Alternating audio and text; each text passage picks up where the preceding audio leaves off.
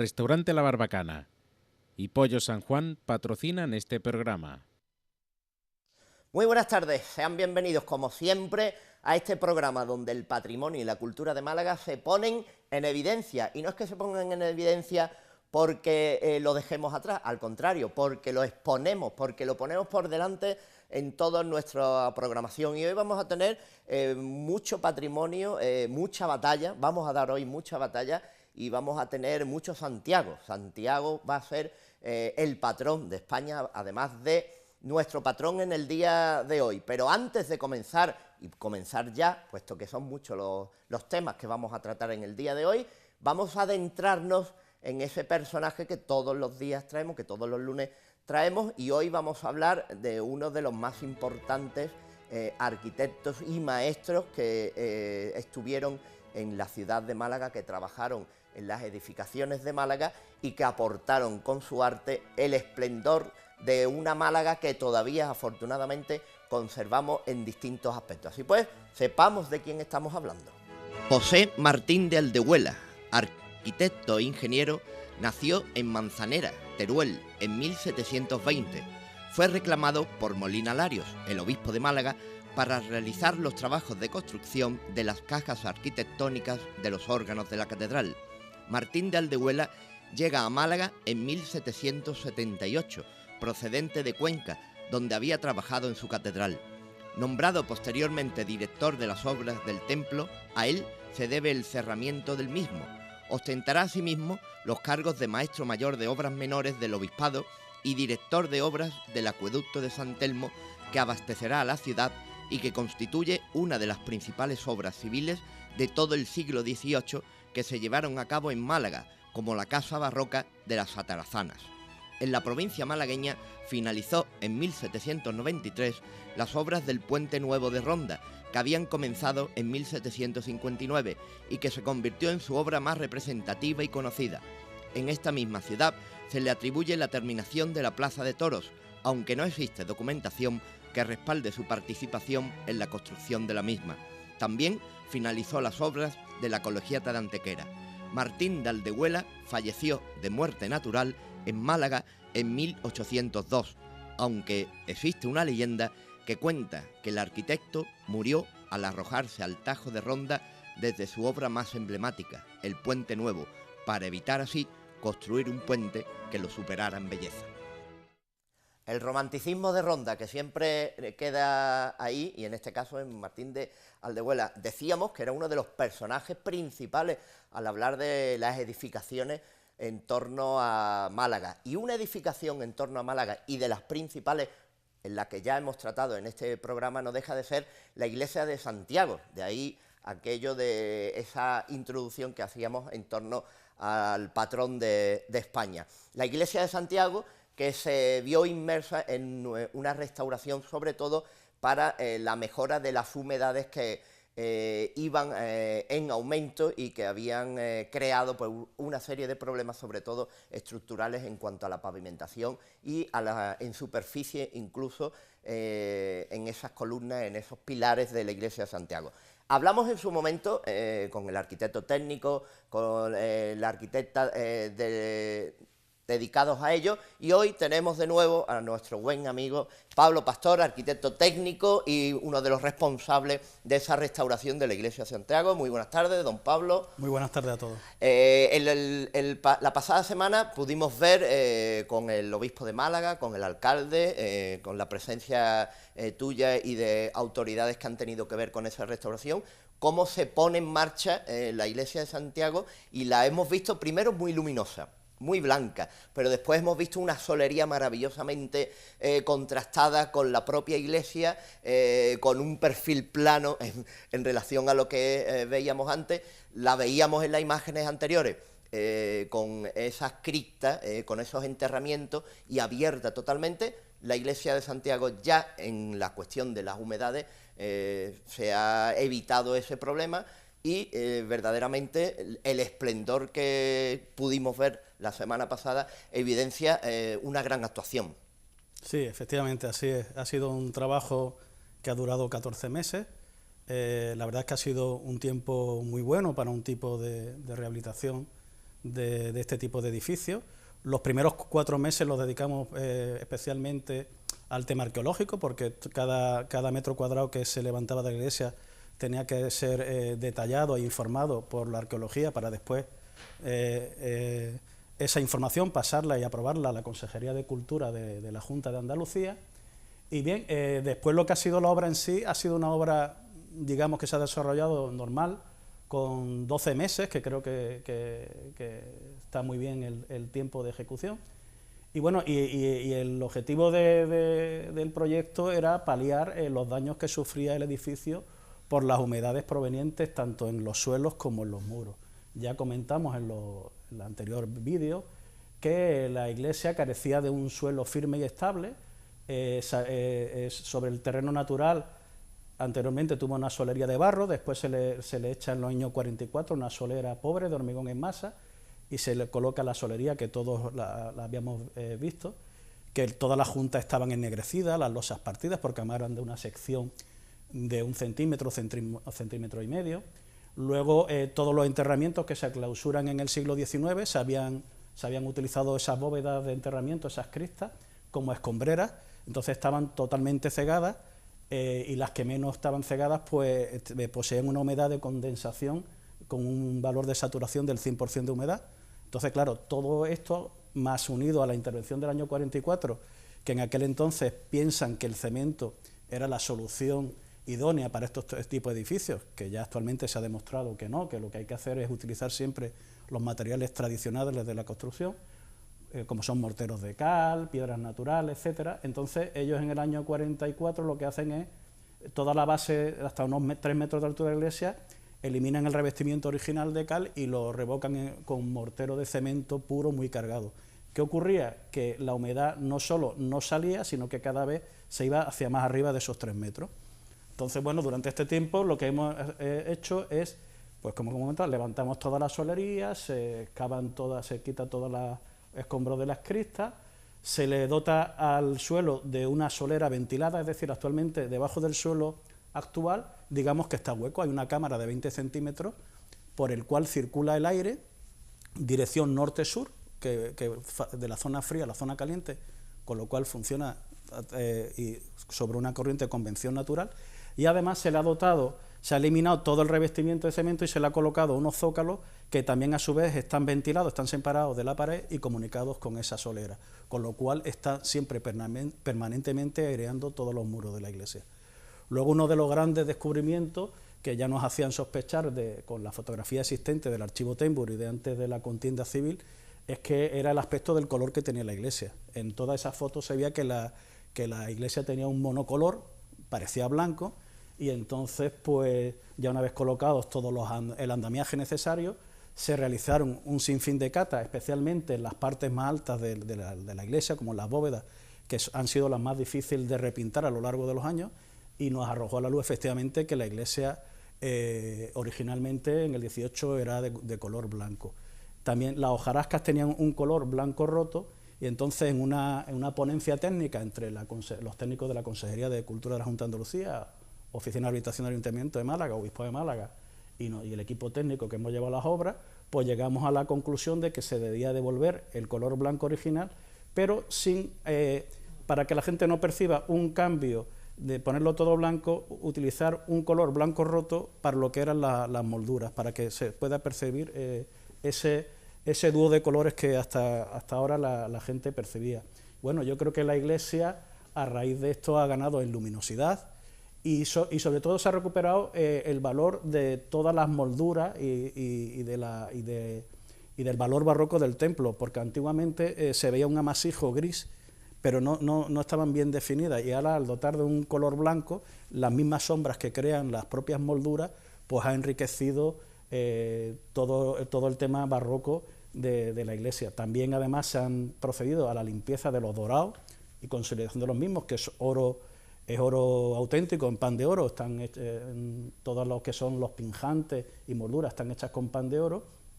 Y luego, bueno, yo creo que además, por ejemplo, la capilla del Pilar, que tiene una hermosa cúpula barroca de Felipe de Unzurrunzaga, igual que la de la patrona de la Iglesia de la Victoria, la patrona de la Victoria de Málaga, del camarín de ella, y ahora todo el mundo mira maravillado lo que es la cúpula esa. Hay una joya que también, porque es de las pocas parroquias que conservan la capilla sacramental, porque en San Juan fue destrozada en los sucesos de los años 31 y 36, es la capilla sacramental recuperada de Santiago, con los altos relieves de los Santos Padres y la cena y el laboratorio de los pies, que se ha vuelto a recuperar y se va a colocar allí el sagrario litúrgicamente como capilla sacramental, y que estaba afectada por humedades debido a problemas de fuga de saneamiento de los edificios colindantes, y que gracias a la gerencia de urbanismo del Ayuntamiento de Málaga se pudo meter unas microcámaras, ver que estaban rotos sus saneamientos y proceder al arreglo de las humedades por parte de esa comunidad de propietarios. Estas imágenes las quisimos coger porque ahí se ve como en la ampliación y para la construcción de ese coro quedaban ese abovedamiento anterior en la subida precisamente al coro, esa bóveda de aristas que efectivamente, que se veía. esa es la única bóveda que existe gótica en Málaga, que estaba debajo, situada en la parte inferior de la torre de Santiago, que por cierto, como erróneamente la gente dice que es un alminar árabe. La torre la hacen alarife, albañiles árabes, pero convertidos ya, conquistada la ciudad, y entonces esa capilla gótica albergó la primera capilla bautismal que tuvo la iglesia. Ya después, en el 18, se hace la actual. Porque, Pablo, hemos estado viendo en las imágenes también los detalles sobre la capilla sacramental, sobre ese gran relieve que existe, que ha tomado protagonismo ahora desde que se entra por la nave derecha, por la nave lateral. Se ve desde el principio ese relieve y esa capilla, sobre todo la luminosidad que veíamos. También todo el tema de luces se ha adaptado a luces LED, con lo cual hay una iluminación, por un lado, artística, que embellece cada uno de los elementos de la iglesia, y por otro lado estructural y del día a día, ¿no? Con lo cual también esa luminosidad ha revestido mucho más el blanco y el blanco roto que de por sí ya se ha puesto, ¿no? Sí, así es. A todos nos llama la atención, y todos los que hemos estado interviniendo en la obra, que la iglesia inicialmente era muy oscura, y simplemente sin encender las luces, con la luz diurna, el cambio de color, la iglesia tiene ahora una luminosidad espectacular. Y efectivamente, como dice, se ha dotado al edificio de una instalación eléctrica nueva, de megafonía y de videovigilancia, y también de una instalación de luminarias tipo LED que permite tanto destacar elementos artísticos del edificio como elementos litúrgicos muy importantes también para las celebraciones, como son ambón, mesa de altar, sede, etcétera. Precisamente el ambón y la mesa de altar son nuevos totalmente. Sí, la iglesia, la mesa de altar que tenía no reunía los requisitos, era una mesa moderna sin ningún valor, y el ambón que tenía la iglesia tampoco, era un ambón de madera sin ningún valor y tal, y entonces se ha dotado de esos bienes muebles, de una nueva mesa de altar que la tiene que consagrar nuestro obispo, don Jesús, y de un ambón. Hemos visto la recuperación de esa cámara que se ha creado de unos 40 centímetros, ¿no?, entre el subsuelo y la parte del suelo para que haya una ventilación. Incluso hablábamos anteriormente que si se ven en las estrías de los propios basamentos de los pilares, también quedan unas cámaras de aire para que todo fluya.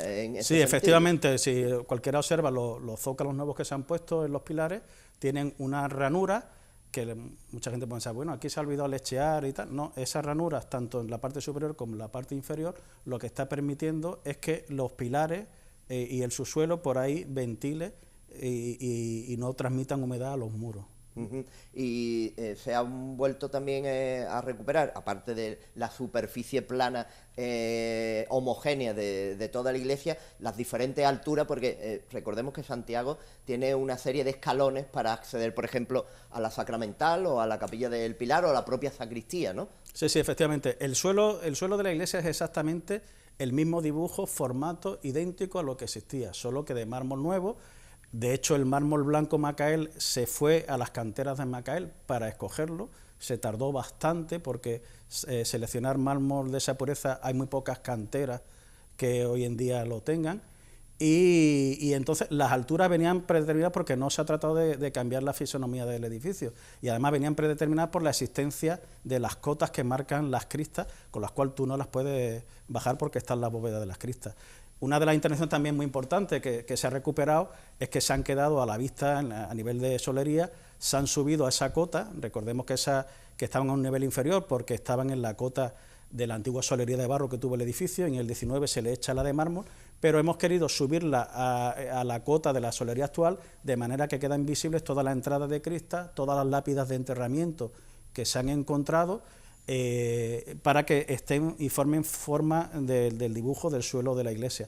También hay unas pequeñas cruces que la gente puede ver marcadas en el propio suelo de mármol, que es donde se han localizado tumbas, pero no quedaban restos de ningún tipo de identificación y de placa.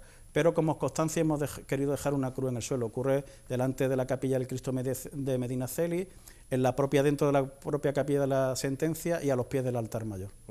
Y otra cuestión que resaltaba, además de la luminosidad, es a lo que tú hacías referencia, la luz que entra desde el exterior y que ahora sí verdaderamente se nota que entra por esos acristalamientos, esas claraboyas, esas estructuras elípticas de la parte superior de la iglesia, que antes pues algunas estarían pintadas, otras estarían rotas, y verdaderamente esa luz natural también se ve solo entrar a la iglesia. Claro, los antiguos, como el maestro Unzurrunzaga, cuando se plantean hacer las iglesias, las pintan en ese tono blanco y tal, y estudian perfectamente los lunetos con sus ventanas y tal, para que de una forma natural, recordemos que hasta principios del siglo XX no había iluminación eléctrica, entonces se tenían que colocar esas lucernas, esas ventanales, para que dieran luz natural a los templos. La única iluminación que había era esa y la de vela. También se ha recuperado en lo alto de las ventanas, si os fijáis cuando entráis a la iglesia, hay una serie de molduras, de hojarascas, que daban un espejo, que servía también para el efecto que tú has comentado de rebotar la luz.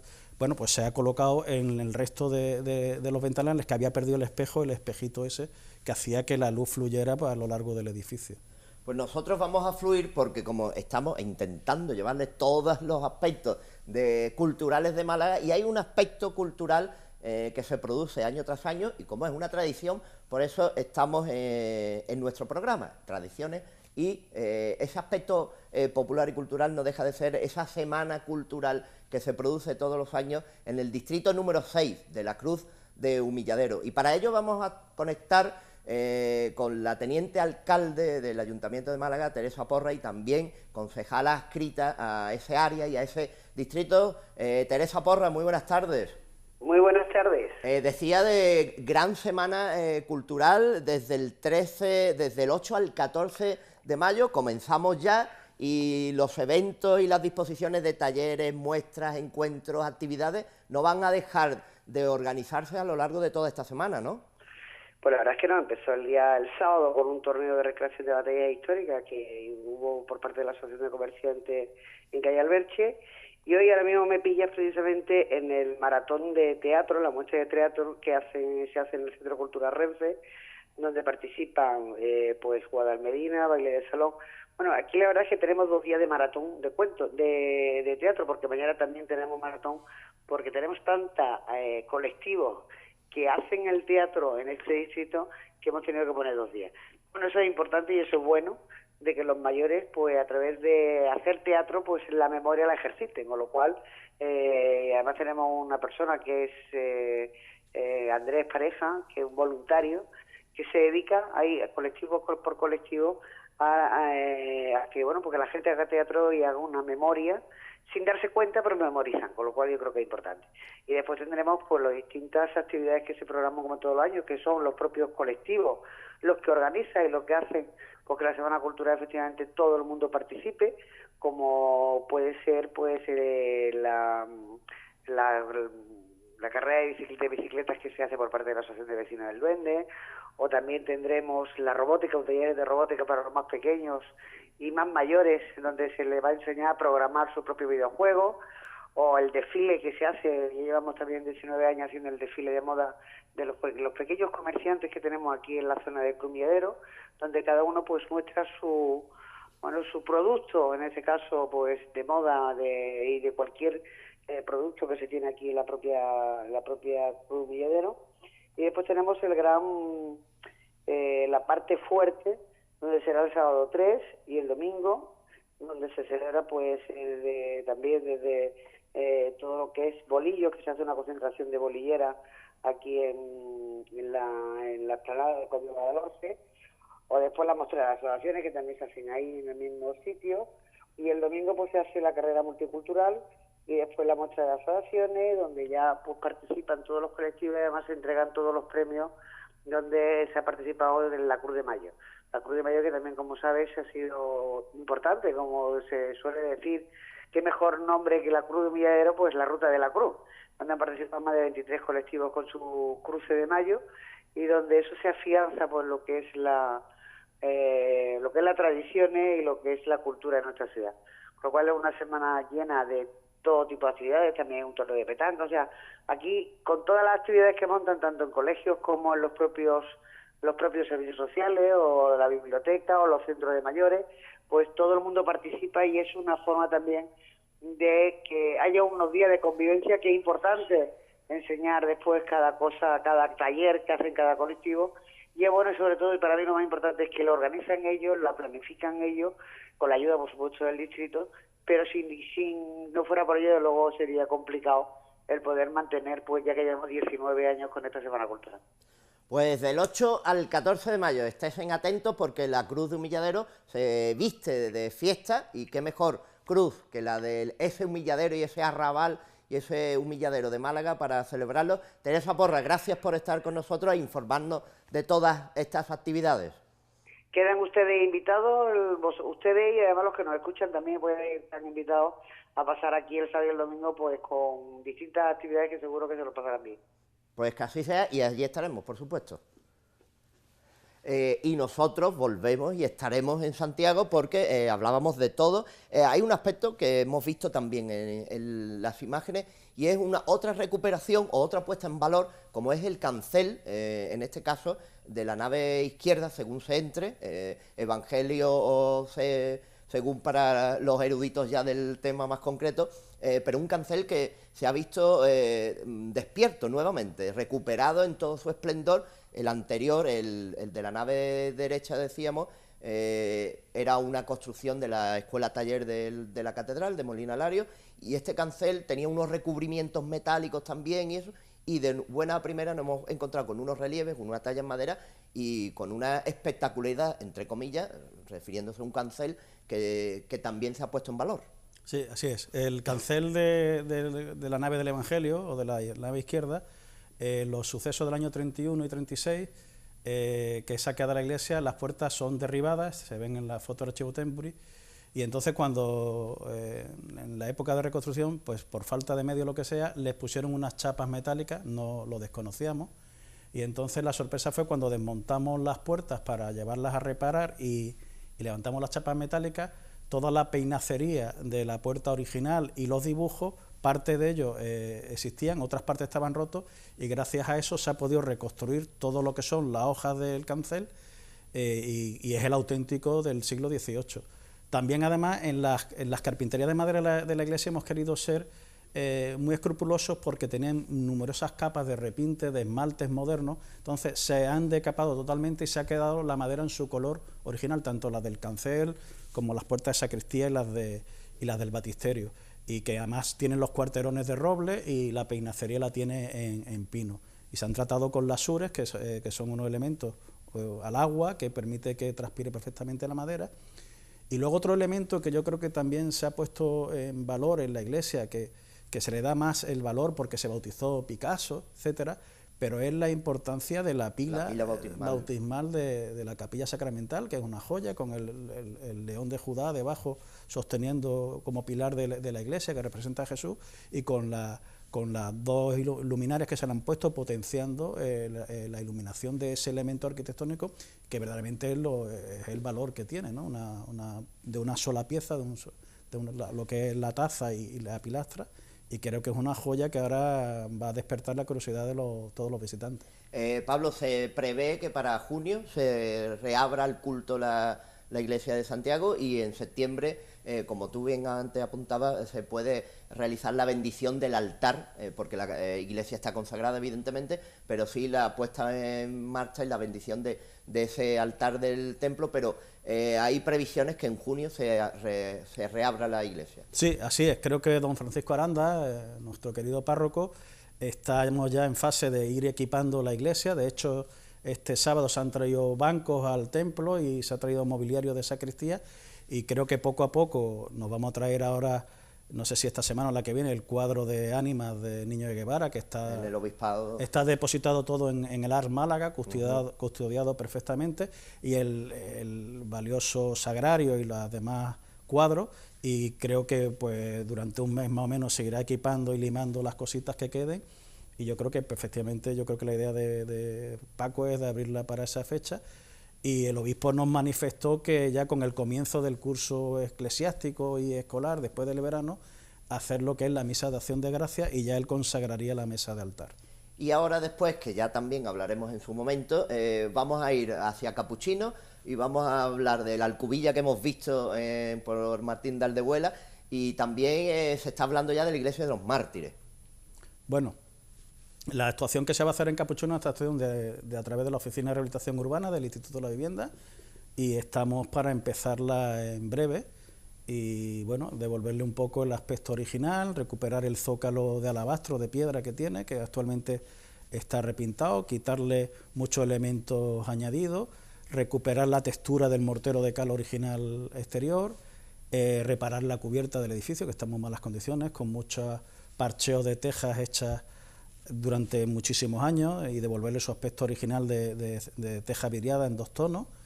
Y bueno, yo creo que en breve, no sé si en una semana o 2, empezarán las obras, que en el plan de actuaciones que tiene el Instituto de la Vivienda, con la adjudicada a la empresa Hermanos Campano, como se ha hecho hace poco la Fuente de Reding y se hizo hace unos años la Fuente de los Cristos. Y bueno, el tema de los mártires, ya lo dijo don Jesús el otro día en el acto que tuvimos en la iglesia, que bueno, que el obispado no puede actualmente acometer económicamente, pero si encuentra colaboración de otras instituciones, aparte del ayuntamiento y tal, pues no habría inconveniente empezarla. Pero de momento no hay nada en firme ni nada. Pues estaremos atentos y contactaremos otra vez contigo y llevaremos esas imágenes de las restauraciones de ese patrimonio que tenemos en Málaga. Muchas gracias, Pablo Pastor, por estar hoy con nosotros y por abrirnos las puertas de la iglesia de Santiago nuevamente. A vosotros, un placer. Y nosotros nos vamos y volvemos con una gran batalla, no se la pierdan.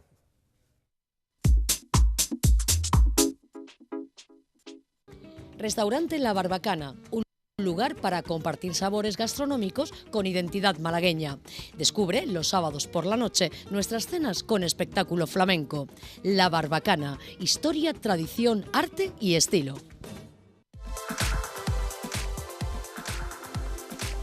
Agencia Municipal de Colocación. Un espacio para el empleo. Malagaempleo.com. Ayuntamiento de Málaga. Málaga funciona.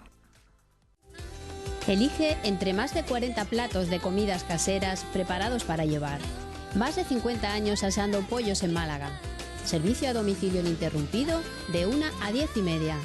Porque somos diferentes. Somos Pollo San Juan. Somos de Málaga.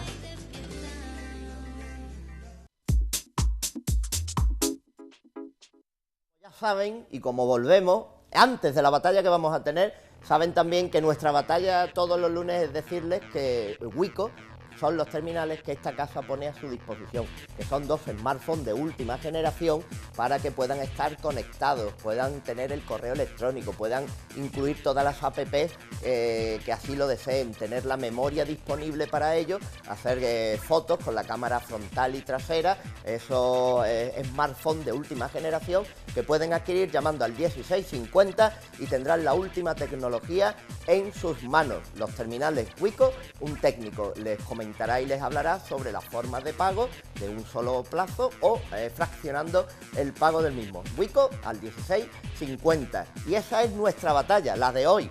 Hoy tenemos una batalla, hablábamos del apóstol Santiago antes, en referencia a la iglesia de Santiago de Málaga. Y hoy hemos traído la batalla al plató, puesto que el Colegio El Romeral, dentro de las jornadas que anualmente viene haciendo en torno a una civilización, a un elemento medieval, en este caso en las jornadas de este año, pues uno de los actos que tiene, uno de los mayores actos que tiene, es la recreación de la batalla de las Navas de Tolosa, nada más y nada menos, que es de las pocas cifras que a lo largo de la historia me he recordado, porque el 1212, el 1212, nunca se nos ha olvidado, y eso que soy historiador. Pero aquí tenemos un buen plantel, tanto al director del colegio El Romeral, bueno, Carlos Pardo es el matemático, pero el director es Estanislao Camacho. Muy buenas tardes. Buenas tardes. Don Carlos Pardo, profesor de matemática, aunque es también organizador de esta batalla, ¿no? Un poquito así, sí.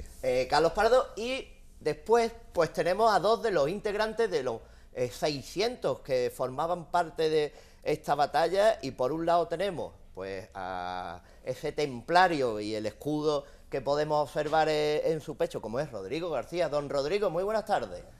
Buenas tardes. Y por otro lado, del bando almohade, en este caso, árabe musulmán, se encuentra con nosotros, si encuentro el nombre, porque ya Santiago se me va para un lado y para otro, don Santiago García.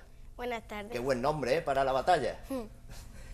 Director, Estanislao, decíamos una semana que pone en evidencia, en este caso, el acercamiento a todo el alumnado de primaria, secundaria y de bachiller, la época medieval, en este caso, ¿no? Sí, ha sido la Edad Media el centro de la jornada interdisciplinar, y ahí han participado todos los alumnos, los mayores de segundo de bachillerato, con las ponencias que han ido preparando sobre la Edad Media, y los más pequeños son los que han participado en la batalla. Bueno, los más pequeños, que empiezan desde primero de primaria y terminaban en segundo de secundaria, que ya no son tan pequeños, contando además con los padres, porque este colegio se caracteriza porque los padres son un punto fundamental, y en este caso las madres han elaborado de forma sencilla, pero con mucho trabajo y con una variedad enorme de colorido, han conseguido vestir a todas las tropas cristianas y almohades y hacer todos los escudos, las espadas, lanzas, con lo que ha sido un trabajo de meses de esa preparación, de un trabajo de preparación por parte de Carlos y de los profesores,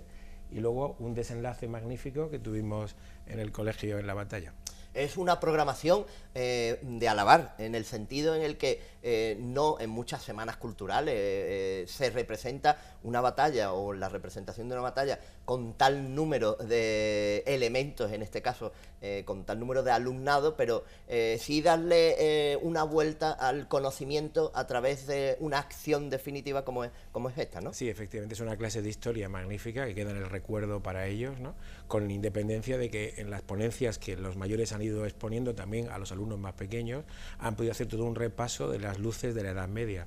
También hubo una representación teatral que hicieron los mayores en el colegio, y que pudieron ver los alumnos de secundaria, que también fue muy interesante, porque ahí ponían ellos de manifiesto su capacidad de expresión oral, de trabajo también con las vestimentas que también las madres pusieron en marcha. Hicieron una muestra realmente de la excelencia a lo que tratamos de prepararles, y ellos pues aprendiendo de los mayores y desarrollando con muchísimo entusiasmo esta gran batalla. Y matemáticamente podríamos contar a 600 alumnos, sí. Podríamos contar que era una de las batallas más sangrientas que tuvo lugar en ese siglo XIII, 1212, también de las más calurosas, porque fue el 16 de julio, ni más ni menos, que también tuvo que ver el calor con la puesta en escena de los diferentes bandos. Unos soportaban más que otros el calor, entre otras cosas, pero una coordinación grande, supongo, ¿no, Carlos? Bueno, se trata de, como decía nuestro director, de hacer una clase de historia. Previamente, con vídeos adecuados a la edad de cada curso, se prepara esta clase de historia. Hemos tenido algún ensayo, y lo que allí se representó fue el orden de batalla que hubo aquel día, aquel 16 de julio de 1212, con la caballería, la infantería de los dos bandos, los tres reyes cristianos, la la zona donde estaba el sultán, su guardia negra, que era el último baluarte que tenía, y desarrollamos de principio a fin esa batalla. Claro, porque aquí en esa representación podemos ver cómo están principalmente los dos bandos, pero dentro del bando cristiano podemos ver templarios, podemos ver la integración de los portugueses también, que formaron parte de estos tres reyes españoles. Porque el rey portugués no quiso seguir la bula que había decretado el Papa, y el rey de Portugal y el rey de León se quedaron en casa. Claro, Alfonso, Pedro y Sancho, por nuestra parte, la cristiana, fueron los que acometieron esa batalla. Después también está en torno a esa aparición, a ese concepto milagroso que se le dan a todas las batallas, pero la representación evidentemente se organiza en representar la batalla y en este caso el bando en el colegio, el Romeral, no hay vencedores ni vencidos, pero sí es una manera de interpretar la historia que les va a quedar toda la vida. Totalmente, totalmente, eso es lo que se pretende. También de esta batalla hay mucha crónica y había detalles para ponerlo en escena. Además, estamos viendo que la caballería sí está muy representada. No hemos podido montar los caballos como hubiéramos querido, pero bueno, sí lo podemos ver en las imágenes.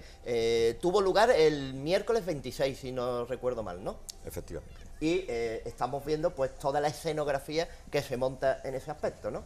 Ahí donde lo ves hay 148 caballos. Que recordemos, todo el atrexo está realizado por las propias familias, las madres, los padres de todo el alumnado, con lo cual el movimiento que surge en torno a la batalla es mucho anterior, es previo, y el conocimiento histórico de la batalla se realiza desde la vestimenta hasta las actuaciones. Sí, efectivamente, así es. Y ahí vemos pues los distintos pendones, estandartes, la bandera yihadista, que está todo cuidado al detalle. Y el director que estará henchido al ver cómo el alumnado representa de una manera, además un aspecto que en Málaga, ya no solo a nivel de colegios y de formación, sino a nivel provincial y de la propia Málaga, no solemos ver muy a menudo, ¿no? Una representación de estas características. Sí, con tantos niños, porque son casi 600 niños perfectamente ordenados, muy bien organizados por los profesores, que denota pues todo ese trabajo, esfuerzo y cariño que se pone en el día a día del colegio, ¿no? Ahí se le ven las imágenes de estos chicos que estaban ahí con las túnicas, preciosos, ¿no? Encantadores, igual que los caballos, cómo corren. Bueno, y Rodrigo era templario del bando cristiano. ¿Y cuál era la función de Rodrigo? Pues... atacar a los musulmanes al bando almohade, ¿no? Sí.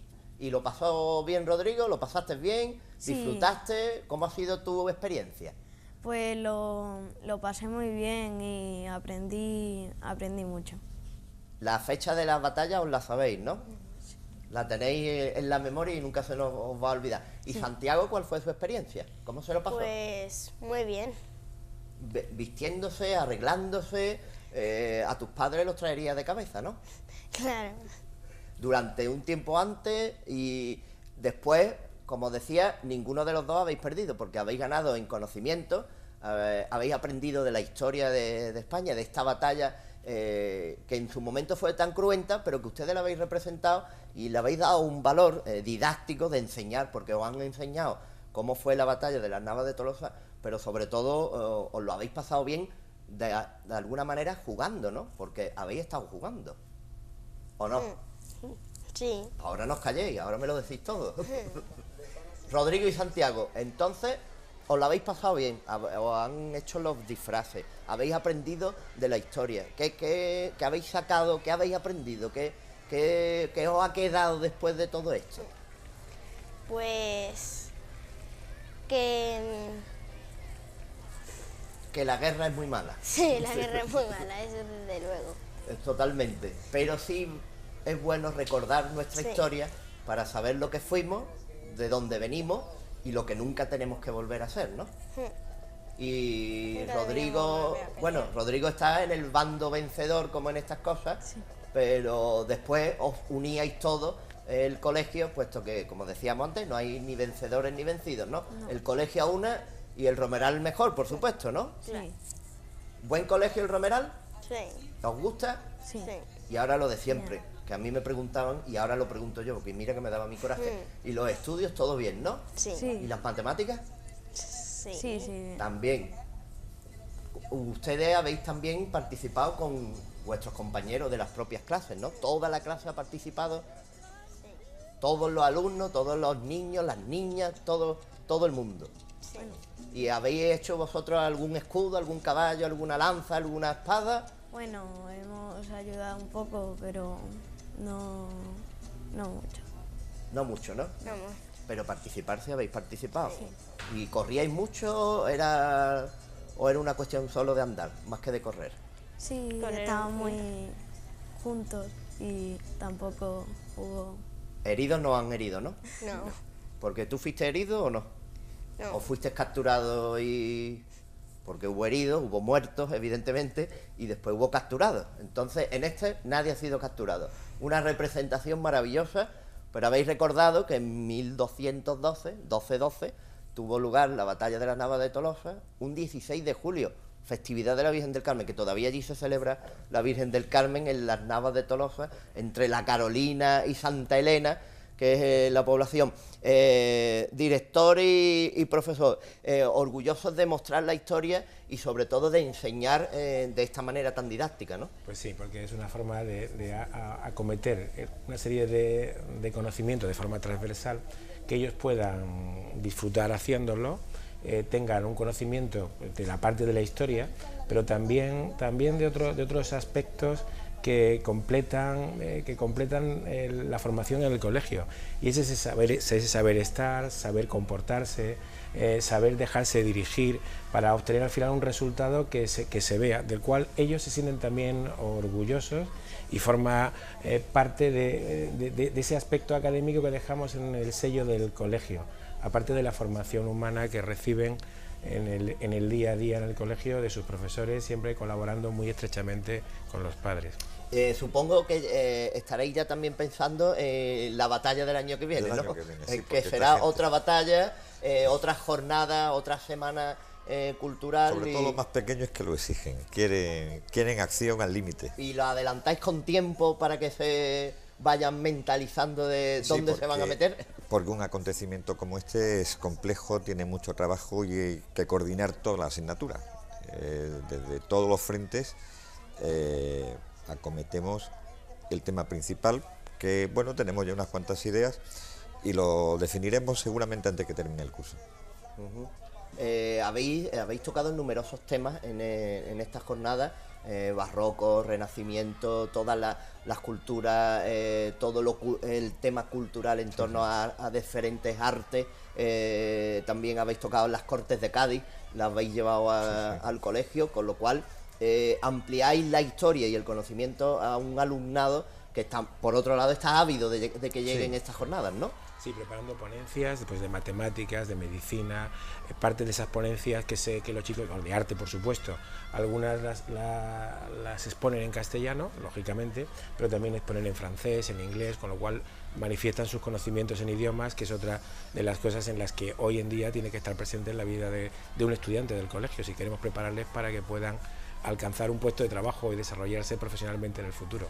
Sí, porque el colegio acapara primaria, secundaria y el bachiller, pero la puesta en escena de esta batalla han sido el alumnado de primaria y secundaria, Sí. Que va desde, en cuestión de años, va desde los 5 hasta los 11 en primaria y desde los 12 a los 16 en secundaria. Habéis tenido pues ejército de 5 a 12 años, a 14 años, con lo cual verdaderamente se ha puesto de manifiesto todo el colegio. ¿Y dónde habéis metido a tanta gente y a tantos padres que seguramente irían casi todos a ver esa los batalla, caballos, ¿no? ¿Dónde meten los caballos? Los caballos, porque todo el atrezo después se lo lleva cada uno a su casa. Sí, el campo de batalla era grande, porque teníamos las pistas deportivas que se ven en las imágenes, que son amplias, pero efectivamente, como dice Carlos, lo más difícil era tener el vestuario, los caballos, tantas armas y que todo estuviera en el momento, porque esto al final dura dura 1 hora que tiene que empezar a tiempo y terminar a tiempo, que nos teníamos luego cuando acaba la jornada, los chicos tenían que estar listos para poderse marchar a casa, ¿no? Y realmente ahí estábamos casi 2.000 personas entre padres y alumnos, ¿no? Ahí se ve cómo luchan, que era una parte fundamental de la batalla, y se lo pasaron realmente bien en el desarrollo, la narración previa de los trovadores, en todo muy simpático. Carlos, supongo que después habría una serie de profesores que iban dando las órdenes pertinentes también, sí, para que cada uno de los ejércitos, y para que hubiera una coreografía sincronizada de movimientos a ir hacia adelante, de luchar y determinar, ¿no? Porque si no les dicen que termine... No. Como decía antes, hay abundante crónica de esta batalla y efectivamente ataques, contraataques, réplica de la caballería, y los profesores todos estaban también con su indumentaria y ayudaron mucho a todo este movimiento, a toda esta coreografía, como dices. Sí, pero costó ganar la batalla, porque no se dejaron, los almohades no se dejaron vencer fácilmente. Hombre, hay que entender que el ejército almohade era más numeroso que el ejército cristiano, o que la unión de los ejércitos cristianos, con lo cual al final también tuvieron más víctimas finalmente, pero pues esos números tan grandes, entre 20.000 de un bando y los otros bandos, verdaderamente fue una de las batallas más épicas y más grandes que tuvimos en el territorio peninsular. De todo este tiempo se considera la más importante, porque además marcó ya el declive definitivo del bando musulmán, y ahí pues 2 siglos más adelante termina todo. Además, en el colegio no va a terminar todo, ¿no? El colegio seguirá ya pronto tenéis, bueno, pronto, todavía yo las veía muy lejos, pero pronto ya lo que estáis pensando es en exámenes y en vacaciones de verano. Sí. Y en la batalla del año que viene, ¿no? Sí. ¿También queréis participar? Sí. Claro. Participaréis, ¿no? Sí. Será otra vestimenta, otra puesta en escena y otra vez a pelearos, pero sin haceros daño, que eso es muy importante. ¿Y qué os gustaría representar? Pues... algo de la historia. No lo sé. ¿Os gusta vestiros de romanos, de griegos, de árabes, de musulmanes, de templarios, ortodoxos, de monjes? Tenéis de todo. La historia da para mucho. Grecia ya lo tuvimos. Representamos la guerra de Troya. Pues Estanislao, el director del Colegio El Romeral, los niños, tanto Santiago como Rodrigo, y el profesor de matemáticas, que a mí me causa mucho respeto siempre desde chiquitillo, el profesor de matemáticas, porque entre otras cosas la he suspendido siempre, pero después las aprobé, que es lo importante, y hincamos los codos. Muchas gracias. No ha cambiado, ¿eh? La historia ha cambiado mucho. No ha cambiado. Bueno, no. Yo sí, ahora las apruebo. Muchas gracias por estar hoy con nosotros, por llevarnos esta batalla y sobre todo por enseñar de esta manera tan didáctica, y nos veremos en otras batallas. Sí, y muchas gracias a los participantes, a Rodrigo y a Santiago. Y nosotros nos veremos en otra batalla, que es la de los lunes, la de nuestro patrimonio y la de nuestra tradición. Hasta el próximo lunes. Restaurante La Barbacana y Pollo San Juan han patrocinado este programa.